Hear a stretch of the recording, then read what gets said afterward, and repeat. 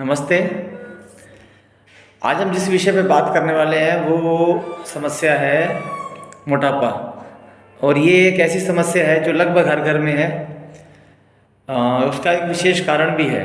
तो किसी समय भारत में ये स्थिति भी थी कि जब पेट किसी का बड़ा हुआ होता था तो उसे माना जाता था कि ये धनवान है, घर में पूरी सुविधाएं हैं, अमीरी का, समृद्धता का एक पैमाना बन गया था बढ़ा हुआ पेट का।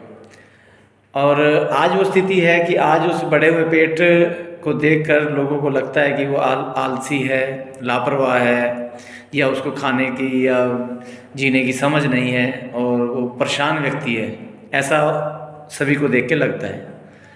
अब इस मोटापे के कारण, लक्षण, ये सब जानने के लिए इस वीडियो को बनाया गया है। तो जिनको भी मोटापा है, ओबेसिटी है, तो वो ये समझें कि इसके कई प्रकार हैं और इसके कई कारण भी हैं। तो मोटापा के जो सबसे बड़ा कारण जो आज हम देख पा रहे हैं वो लाइफस्टाइल जो हमारा है चेंज हुआ है, वो सबसे बड़ा कारण है।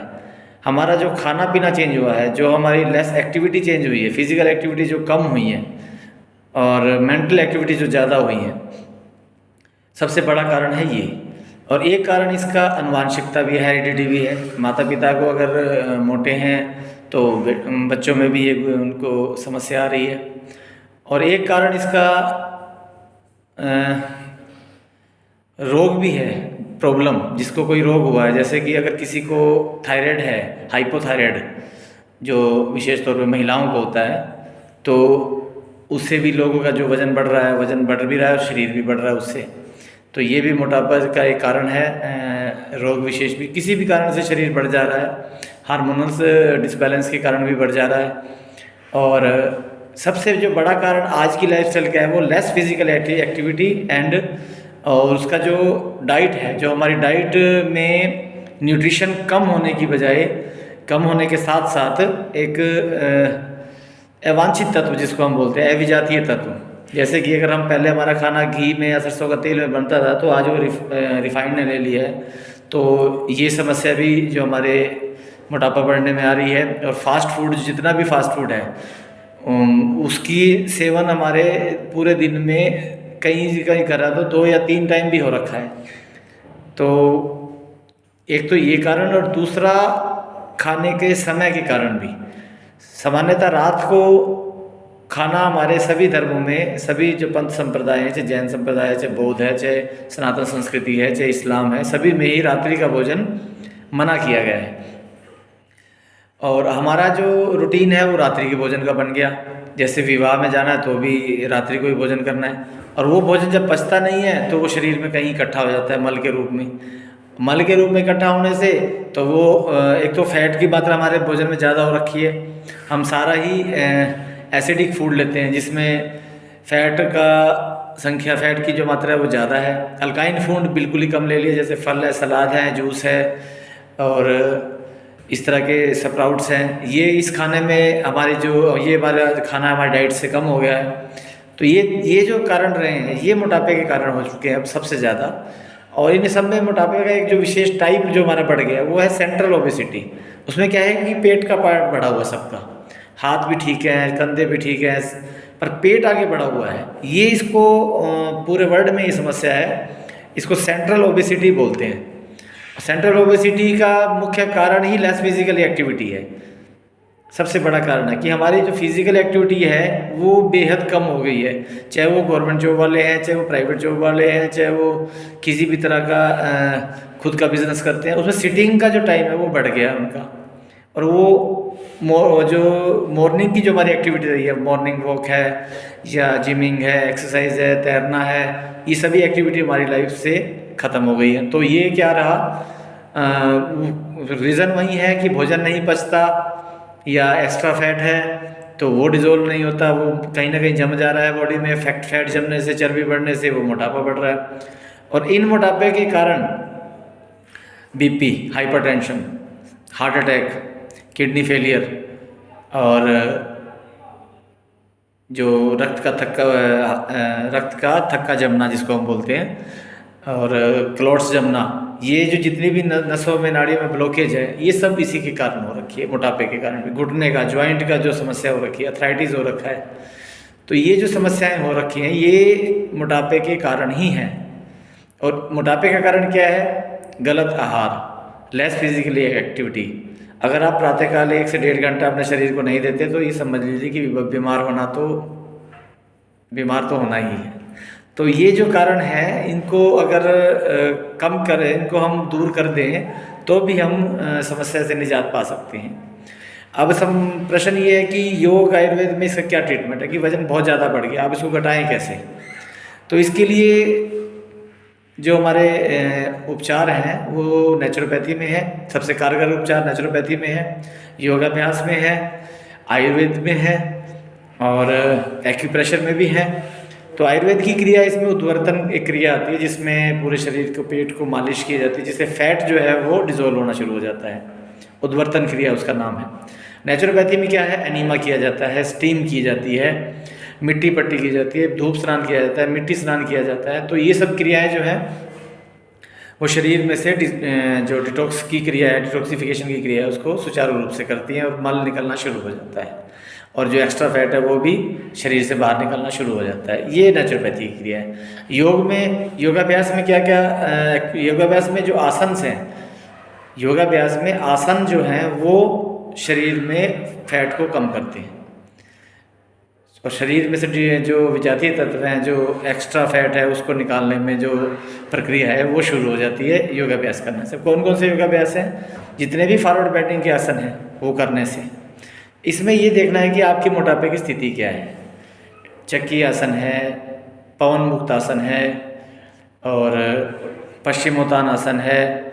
इस तरह के कई आसन हैं जो आपके शरीर में जो फैट का जमा हुआ फैट है उसको निकालने के लिए वो प्रक्रिया तैयार करते हैं।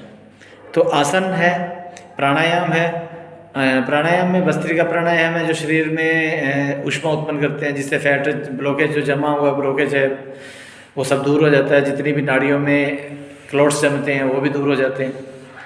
तो क्रियाएं इसमें कई हैं, पर ये एकदम नहीं होगा, प्रोसेस से होगा ये। और आपको इसमें सबसे पहला जो कदम उठाना है वो उठाना है सुबह उठने का। रात को सुबह उठने के लिए क्या करना होगा? रात को जल्दी सोना होगा। रात को जल्दी सो, सुबह जल्दी उठो, तो आप 1 घंटा मूवमेंट या सैर शुरू कर दो सबसे पहली बात। उसके बाद ही अगली प्रक्रिया शुरू हो पाएगी, उसके बाद ही आप नेक्स्ट स्टेप पे जा पाएंगे। अगली प्रक्रिया शुद्धिकरण की होगी, जिसमें आपको एनीमा कराना होगा, स्टीम कराना होगा, जिसमें आपको मिट्टी पट्टी करानी होगी, उद्वर्तन कराना होगा। तो ये सब कराने के बाद आपकी बॉडी तैयार हो जाएगी आसनों के लिए। फिर आप आसनों का अभ्यास कीजिए। आसनों का अभ्यास करने से क्या होगा कि आपके शरीर में सुडौलता आनी शुरू हो जाएगी। एक्स्ट्रा जो मांस है वो सुडौल होना शुरू हो जाएगा, सख्त होना शुरू हो जाएगा। जो लटका हुआ मांस है वो कम होना शुरू हो जाएगा। इसके लिए क्रियाएं शंख प्रक्षालन भी हैं, लघु शंख प्रक्षालन भी है और एक्यूप्रेशर की भी कुछ क्रियाएं हैं जो मतलब पैदल चलने की हैं। पाँव की और हाथ की जितने भी पॉइंट्स हैं उस पर प्रेशराइज करेंगे तो भी आपको जो है डिटॉक्सिफिकेशन की प्रक्रिया शुरू हो जाती है बॉडी में। नंगे पैर चलने की प्रक्रिया है। तो ये जो प्रक्रियाएं करेंगे तब आप अपने मोटापे से निजात पा सकते हैं। पर इसके लिए थोड़ा सा इसमें क्या रहेगा, समस्या क्या होती है, जब मोटापा परेशान करने लगे तब हम इस ओर आते हैं, तब हम उपचार की ओर आते हैं। नहीं तो जब तक खाए जा रहे हैं, फास्ट फूड भी खाए जा रहे हैं, चिप्स के पैकेट भी खाए जा रहे हैं, चाय भी पी जा रहे हैं ज़्यादा से ज़्यादा, तो ये समस्याएं क्या है? आहार मुख्य समस्या है। इसको भी आपको नियंत्रण में रखना है। इसको नियंत्रण में रखने का क्या है, रसना जो है ना, हमारे शास्त्रों में लिखता है रसना पे नियंत्रण करना बहुत मुश्किल है। इसके लिए क्या करें? सीधा सा उपाय है, जैसे आप अपने डाइट में फैट को डिजोल्व करने वाले आहार को शामिल करते जाइए तो दूसरे वाला अपने आप निकलता जाएगा। तो खाने में अब इसका क्या लें, ज़्यादा से ज़्यादा आपको एल्काइन फूड जैसे कि सलाद, फल कौन से लेंगे? विटामिन सी युक्त फल लेने हैं अपने। पपीता लेना है, वो पेट को भी साफ रखता है और मल भी जमने नहीं देगा। और पपीते के साथ साथ इसमें एक कीवी का फ्रूट आता है, कीवी फ्रूट आता है, वो भी आपके शरीर में क्या रहता है, डिटॉक्सिफिकेशन की क्रिया को ठीक करता है। और जितना भी हो सके विरुद्ध आहार मत खाइए, मतलब गर्म चीज़ के साथ ठंडी नहीं खानी। बहुत से आप चीज़ देखोगे कि रायते के अंदर खीरा डाल देते हैं, तो रायते के अंदर खीरा क्या है, विरुद्ध आहार है, वो आपके शरीर में कहीं ना कहीं नुकसान ही करेगा।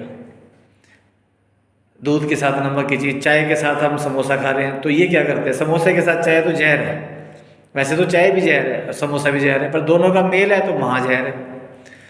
तो ये कुछ खाने के नियम हैं जो अगर आप इसको फॉलो कर पाओ तो आप मोटापे से मुक्ति पा सकते हो। और ये तब होता है जब आपको मोटापा परेशान करने लगे। आप शुरुआत में ही अगर इस पे नियंत्रण पालोगे तो बहुत जल्दी कंट्रोल में स्थिति आ जाएगी, आपको बीमारियों का सामना नहीं करना पड़ेगा जो मोटापे से होती हैं। High BP, heart attack, blockage, kidney failure और घुटनों का दर्द, जिसको ऑस्टियोआर्थराइटिस या रूमेटॉइड आर्थराइटिस, इस तरह के जो गठिया रोग के प्रकार हैं, वो सभी मोटापे से, मोटापा भी उनका एक कारण है। तो योगाभ्यास अपनाइए, सिस्टमेटिक ढंग से अपनाइए तो मोटापे से मुक्ति पाई जा सकती है। और आहार का महत्वपूर्ण योगदान है।